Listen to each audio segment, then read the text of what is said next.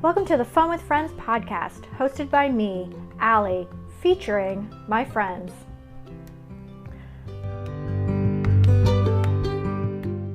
What is up, everyone? Welcome to the Fun with Friends podcast. I'm your host, Allie. Thank you all for joining me today. I hope everyone is staying sane, staying healthy, and is staying safe. I've got a really awesome episode for you guys today, and I'm really excited to introduce you to my guest and also tell you about some really cool opportunities that are coming up. My guest on today's episode is Alyssa Kovach, who is the founder of the Alexandria Makers Market.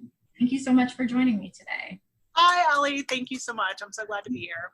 I'm so very excited to have you on the podcast today, and we found each other through social media, which, you know, the power of social media, it's a real thing. So I'm so very excited to have you on, and even more excited to be working with you in the near future on a really cool project that you've put together, which we will be talking about later in the episode. So with all of my guests, I do like to find out a little bit more about you. So please share a fun fact with everyone. Let's see. In a former life, I was a Spanish teacher. Love traveling and love foreign languages in general. And currently, I guess you could say I'm a stay-at-home mother, although I do Alexandria Makers Market and then my other brand, AVA Apparel, which is a t-shirt company. Oh, very nice. I didn't know that you also owned AVA Apparel. That's so cool. I'm also a fan of AVA Apparel, so that's so cool.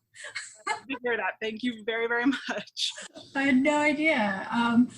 Did you ever get to spend any time abroad working with your the Spanish language? I have. And, you know, honestly, when I went into college and chose Spanish as my major, I thought I was going to be a missionary. That was my goal. And so I spent some time doing mission work in Mexico and the Dominican Republic and Haiti and places like that. But I love teaching as well. And the only reason I stopped was because I started having children. I have 3 small boys under the age of 6. And that just... There's one right there. Oh. Right now, this is my 5-year-old saying hi. And so I've always enjoyed working with my hands and being creative.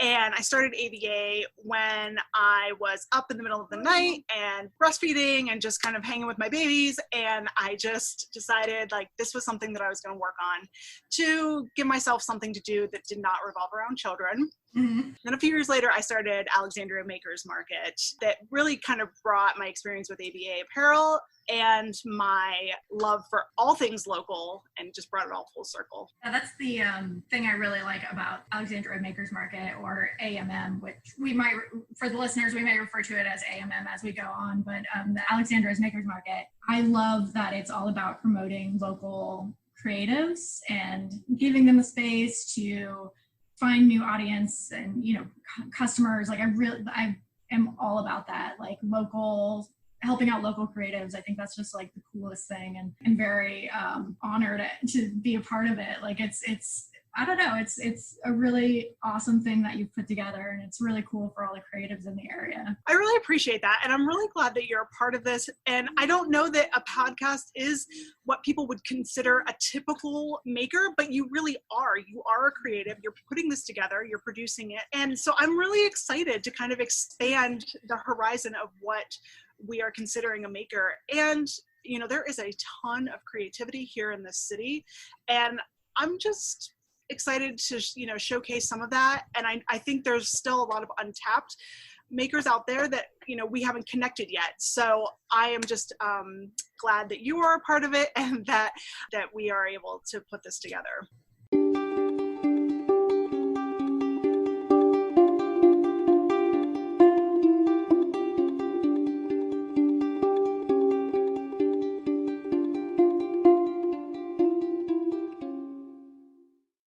Before we get too far, can you share a little bit more information about what the Alexandria Makers Market is and kind of how it came about? Sure.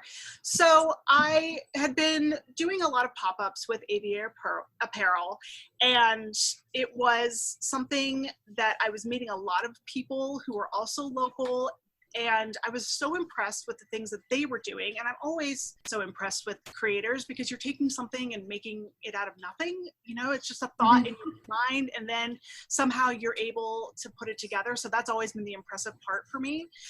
And I would, you know, and so I became very good friends with these people, and I would see them at different events around town. And then, you know, the conversations would come up like, well, are there other shows or events that we could be doing? Do you know of any? And for me, for ABA Apparel, they have to be here in Alexandria. I can't go to Arlington or Fairfax or DC, you know, because that doesn't make any sense for my brand. Yeah. And so the thought was, how can I be a part of more events here in the city? Well, I can't just force these events to, you know, into creation unless I create them myself. And that was the driving force behind the Alexandria Makers Market, was just to bring people together in some capacity, in some sort of event that would highlight different talent and different areas of expertise and showcase that to the public. And so that's really where the ball got rolling. And when I started it, I did not, to be honest, did not know what it was going to look like. I just knew I wanted to bring people together for a larger audience. That's a really cool thing. I think that's why I stumbled upon Alexandria Makers Market, because I was really considering how to get my own work out there, because I do photography and do prints and stuff like that. And so I was considering doing all these, you know, they have like the big craft festivals or like the art walks or even the like King Street Farmers Market. I've been looking at those, and I found AMM online, and I was like, oh, this seems like a really kind of unique, fun way to kind of get your stuff out to the world, because it is like a pop-up shop, like you were saying. And I think that's what attracted me to it so much, was because, you know, pop-up shops are kind of the thing to do these days, and it just seemed like a really unique way to get yourself out there. So I was beyond ecstatic when you reached out to me, I'm not gonna lie. Well, and you're so right. We did connect because of Instagram, and you have to love Instagram. That's actually how I've connected with a lot of the people. You know, I had that small circle that I started with of people that I knew from these different events, but then it grew because of social media, and I'm so thankful for it. And yeah, I think this is going to I think it's just going to continue to grow. And as it catches on here in the city, and as we have more events, the base network of makers, local makers here in Alexandria, I think is going to grow. And the other thing is, you know, as you mentioned, what events can I be a part of? The farmers markets and the special events. And as I was researching those as well, that was the thing that struck me, was even though they're here in town, they are not necessarily Alexandria makers, and that does not mean they're a bad thing. But you know, Art on the Ave and the King Street Arts Fest, those draw people from miles, you know, like hours and hours away, where I really think that there was just this void where we needed to highlight people that are right here in the city. And like you said, you've done a lot of past events. I've seen some where, well, most recently you did a virtual one because of COVID-19. And so, I mean, I was really interested in how that was all going to work out, honestly. But it went pretty well. So what are some of the other past events that you've done as part of the Alexandria Makers Market? Our inaugural event was last November, and that was hosted at Port City. The idea was that it was going to be this outdoor holiday market with the, you know, everybody pitched their seller's tent, and then that morning it was beyond windy. It was only like 50, 55 degrees, and it was so windy that everybody had to like scramble inside. And so then it became this really eclectic mess and mix up of the makers, and they did such an amazing job of just making it work, because that's what we do, you know, we pivot when we need to. And we ended up having over 4,000 people throughout the year come to Port City, and it was incredible. At times it was just packed, you know, wall to wall with people, but everybody had a great experience. And you know, what's better than doing a little shopping when you have a Port City, you know? Yeah. I think that really enhances the experience. Most definitely. Oh, they were just a really good partner to work with, and they got the mission. They're makers themselves, you know, and incredible brewers to begin with. And so I think, and they've always supported local. So that was just a really great partnership to launch this company. And I was so thankful for them. And so then, you know, over the over the holidays, I took a little step back and let's regroup. And so my thought was, okay, we're going to do another spring pop-up, similar type of event. And then of course, COVID-19 came, and that really, I think, caused everybody to take a pause and think, okay, now how do I pivot? I've had to do it with ABA Apparel. I've had to do it with Alexandria Makers Market. But I think, honestly, what it has allowed, at least for me, and I think that I would speak for a lot of creatives out there, is that it has given us a chance to think, how else can I do this? What is another way that I can still put myself out there? And so the virtual event, I can't say that there were 4,000 attendees. There was no way to keep track of that. But I think what it allowed was for brands, both ones that I had worked with in November and new ones as well, to be showcased in a way to allow people to think, oh, there are still people making in this city. And when I am doing my purchasing, I have some options. I don't need to go straight to Target or Amazon or, those places. I can find some really amazing products right here. And I can certainly go on a tangent about all the reasons why we need to shop local, but it puts money back into our community when we do. It's better for the environment. Like, there's so many reasons to shop local. And so I hope those were some of my main goals with the virtual event, was just to highlight some of those people that are still working really, really hard despite everything that's happening. And some of them are working really hard because of it's like a therapy kind of situation. Or they're starting new businesses and selling new things because exactly or whatever. So and I think that's the other thing I really appreciate about Makers Market is it is shop local, and that's something that I really enjoy about living in Alexandria in general. Is they always have like really great events that promote shopping local, like the carnivals that they have in downtown King Street and all those fun events. So I think that's another thing that kind of drew me to AMM. I was like, oh, these are all people who live in this area that are making things and being creative, and that's definitely something that I think a lot of people can get behind and can support. So it's just a really awesome thing to put together. Like it's just so cool. I was gonna say I'm like very thankful for it, because you're supporting local artists and getting, you're getting the visibility that they may not be able to get on their own. And so it's a really neat kind of thing that you've put together. I appreciate that. I think there's, I don't want to say there's strength in numbers, but there's certainly community and some camaraderie. And through this, there's been some really cool collaborations that have occurred. And so I think that's the exciting part for me, is that it's just an opportunity for people to network in a way that maybe they didn't realize they had, it's just an opportunity to take, to do those things. So. Yeah. You gotta find your people, find your tribe. Exactly. Yes, exactly. No, it's always good to find people who have similar interests and are creative, and it kind of feeds into the motivation and the inspiration in those groups. So I can definitely get on board with that. So you've had 2 past events, it sounds like, one virtual and one at the Port City Brewery, which, again, brilliant idea. And so you have another one coming up, and I'm super pumped about this one because I actually get to take part in it, which is very exciting. But you have a workshop week coming up soon. So tell us a little bit more about that. So this really kind of, you can tell some of my teaching roots from my passion for these workshops, which is something that we actually also included at the Port City event. While people were shopping downstairs, we had workshops going on upstairs where the makers were kind of leading people in these different classes. And so I rented the Seedling Collective for the week, which is a studio space down in Old Town where people, it can be what it needs to be. Mm-hmm. For us, it is going to be part retail and then workshop space. So the one thing I will say is that it is a small space. Yeah.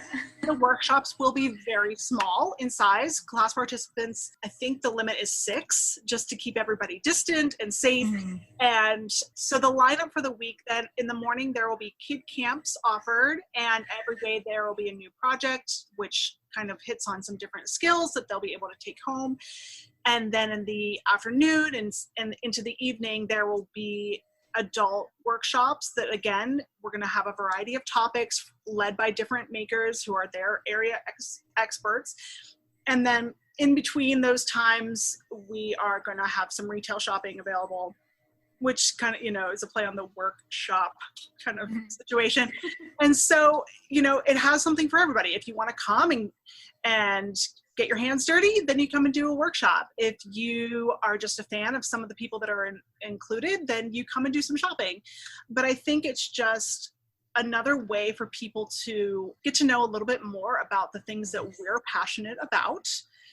And I especially like the idea of including the kids this round because, some of these, I'm not saying all of these skills are lost art forms, but some of them are things that, are not being taught at school anymore, or, they've been sitting at home for the last 6 months now at this point. They're getting a little stir crazy. Here's something new for them to try. And you just never know where, an introduction to a skill or a hobby, you don't know where that's going to lead later in life. Yeah. So I'm really excited about all of the people I have included. And, it keeps evolving. I don't want to put Alexandria Makers Market in a box. I don't want people to expect it to always be the same type of event. Yeah. I actually really like the fact that we had to do a virtual event and now we're doing this. And, I'm not pivoting, but I am evolving. And down the line, maybe we revisit and we have a one-day pop-up at, Port City or somewhere similar. And it's just going to continue to be what it needs to be in the moment. Yeah, it keeps it fresh, keeps it exciting.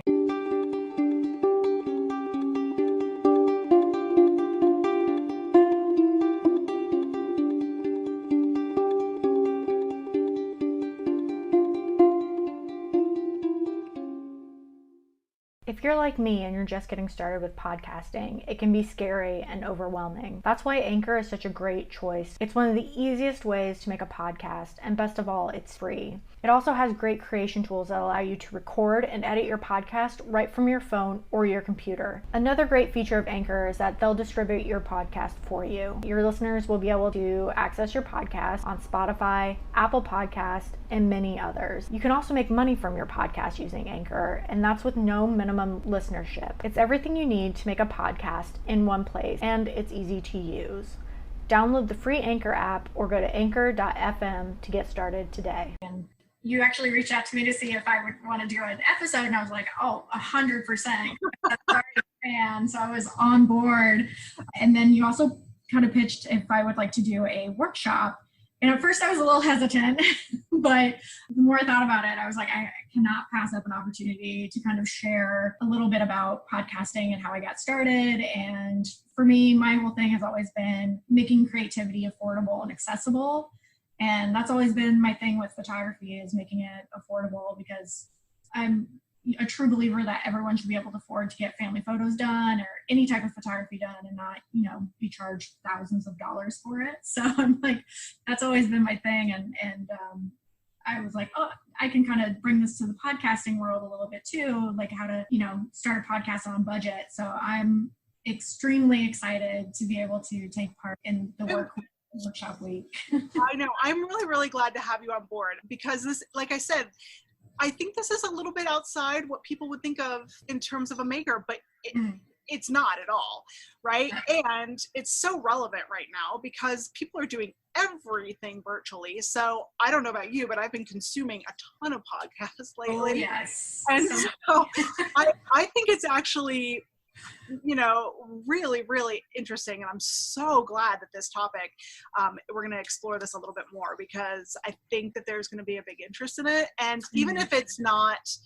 something, for me personally, I don't know that I would ever go and start a podcast, but I'm really interested to hear like what it takes to make this all happen. So I think it's going to be really great.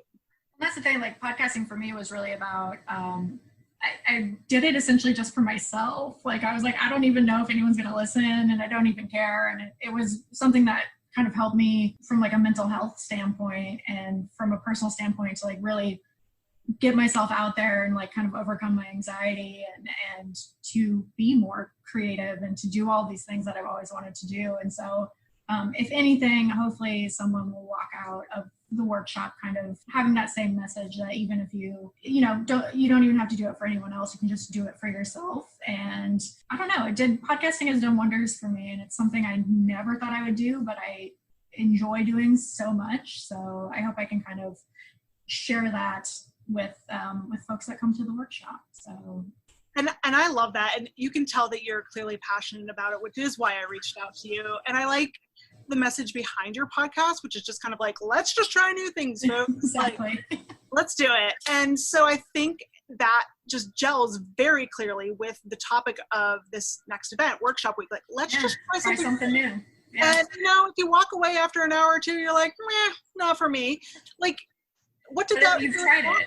Yeah, but you tried it, and it was an enjoyable couple hours. And so you choose what you do moving forward. But I totally agree with you. I think that even just the process of going and trying something new can be cathartic and invigorating in ways that we did not realize. And so I'm hoping that even with these throughout the week, whatever workshop people might choose to attend, that they just walk away and think, okay, time well spent. That was great.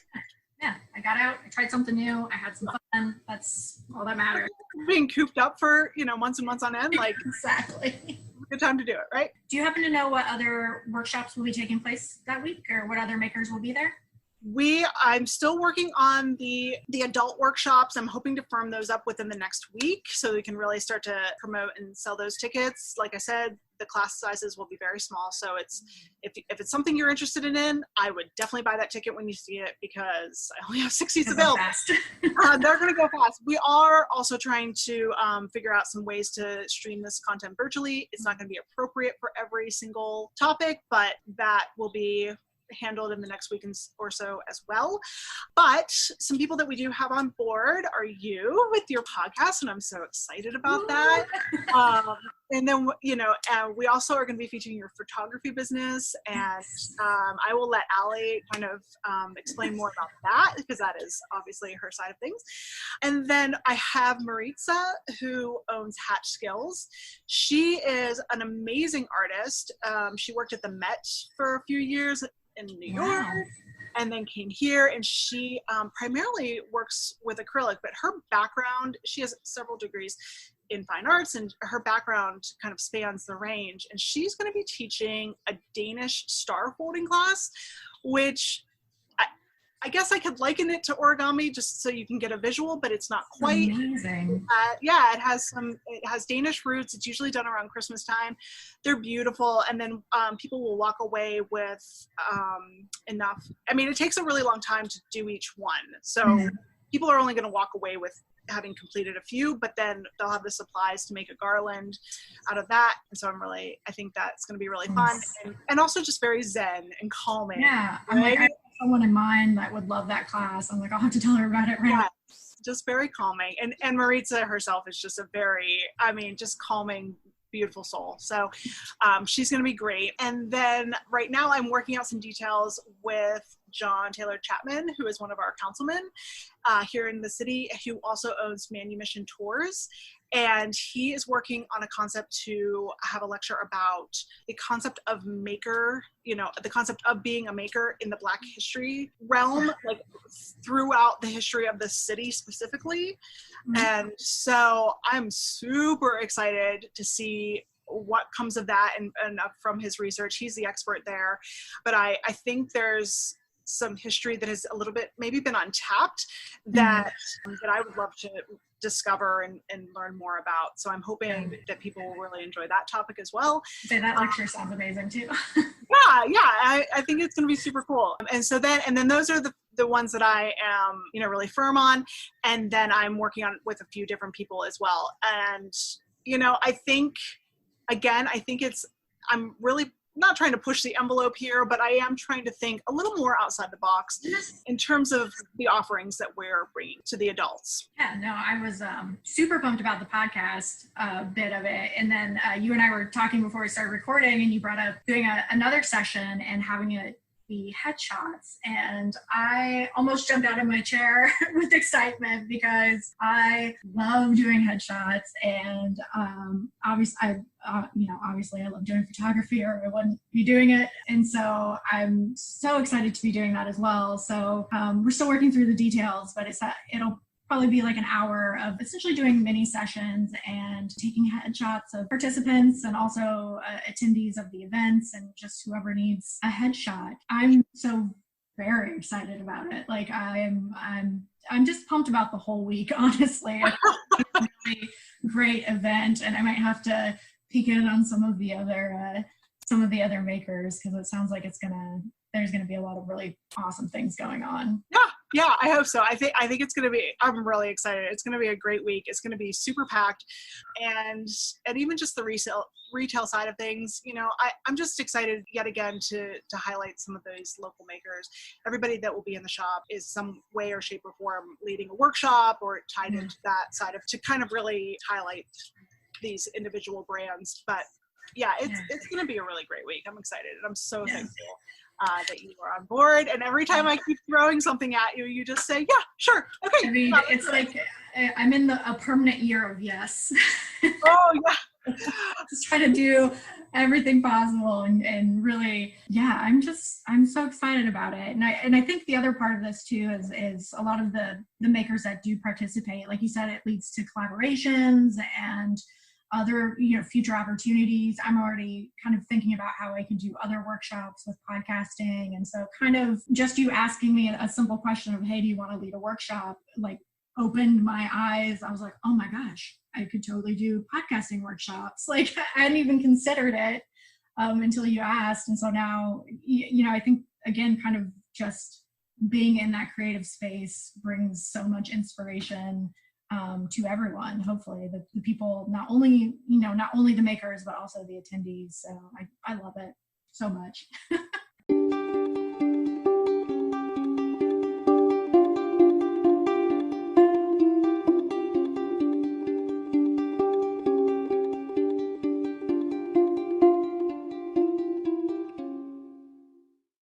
Listeners, as always, I will include information for the Alexandria Makers Market in the episode description, and I will also include Instagrams and socials for the other makers.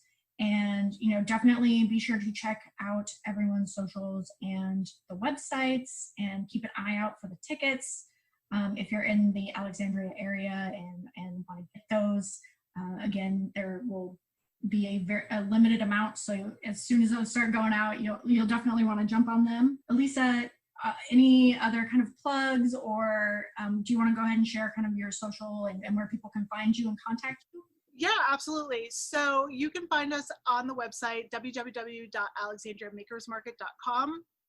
I am updating as I am able the workshops that are being offered. So and I'll post those when available on our social as well. Instagram is at Alexandria Makers Market. That's the same for Facebook, depending on where you like to find people. So yeah, I would just say just follow stories, posts, all those good things, tag your friends. And we do have, once all these workshops are now down and all the tickets are out for sale, we're going to be doing a giveaway. And so just a really good reason to follow along and participate and be a part of the conversation surrounding this event. And like I mentioned, we are going to be trying to do kind of a virtual side of things as well, where we package up the kits for you and send those out. So there's potential there that you could maybe do this with a friend over Zoom, or if you're not able to attend when the workshop is happening during the week, you can do it at a later time at your convenience. So just stick with me, folks, because I'm still actually kind of pulling all the details together, but they're coming together quickly. So we'll get those out to you hopefully within the next week or so. If you've listened to the podcast before, you know that before we go, I do like to ask all of my guests the last question of the evening or of the recording. So what is one thing that you've always wanted to do or try that you haven't yet, and why do you think you haven't done it yet? I have always, I mentioned that I love to travel, and I've been to different places and different countries. I've always wanted to see the Northern Lights, and I've been to Scotland, and I've been to Iceland, and I've never had the opportunity because I always go during the wrong time of the year. because I'm a teacher or was a teacher, my husband is a teacher, we always have our summers available. Yeah. And that is not when you get to see the Northern Lights. You have to go in the winter. And I don't know about you, but I'm not super excited to visit Iceland in the winter. Not so much. Not so much. So either I'm going to have to really brave it, or I might need to just go south and see the Southern Lights. I don't know. But that is like top of my list of things that need to happen probably soon. That would be an amazing experience. I've had my eye on Iceland for a while, specifically because of the Northern Lights, but yeah, haven't gone. I just went to Scotland. I just did my first international trip ever in my life last year. I took myself for my birthday and it was amazing. So I would totally go back to Scotland. But yeah, Iceland would be amazing. Well, thank you very much for joining me today. I loved hearing more about how Alexandria Makers Market came to be. And again, super pumped for this upcoming workshop week. It's going to be amazing. Allie, I'm so thankful. Thank you for having me today. And I'm so excited for August and working together. And yeah, I think it's really going to be a start of a good partnership here, because I think we play off of each other in terms of interests and where our strengths lie. So thank you so much. Yeah, thank you. And with that, everyone, as always, get out there, try something new, and have some fun. Goodbye.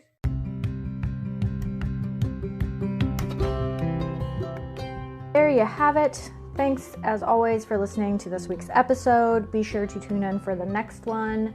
And if you are looking for some entertainment or you're bored, I highly recommend going back and listening to some of our previous episodes. You can follow the Fun with Friends podcast on Instagram at Fun with Friends Podcast. You can follow us on Twitter at FunFriendsPod1. We are also on Facebook. You can listen to the podcast on Anchor FM, Spotify, Apple Podcasts, and Google Podcasts. Bye!